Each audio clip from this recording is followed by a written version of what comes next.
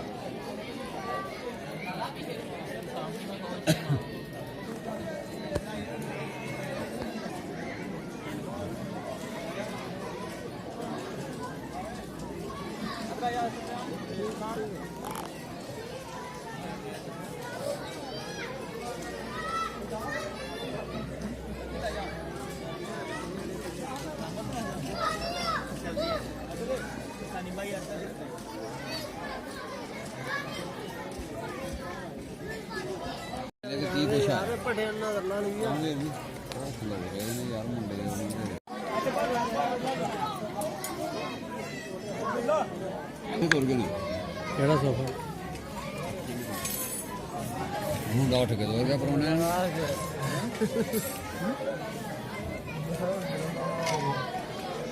खाओ चंगे ही देने ऐसे तो क्या पाओ छोटे चम्मच कितने ने है हाँ दे तो पानी है थोड़ा लो यार थोड़ा के लगा दी मेरी पा यार छाड़े इस चीज में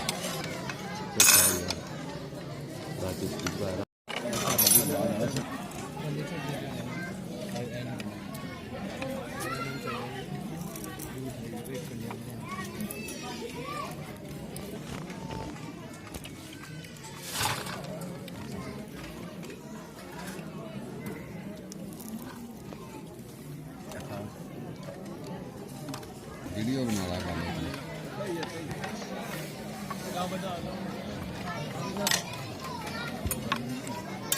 अखर हो जाना हाजी यार अगले चमचे में कढ़ लेंदे तेरे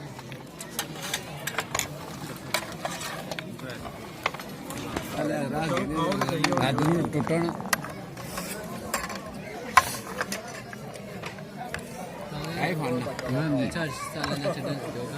एडम ते एडम चार नहीं होना क्यों चार नहीं है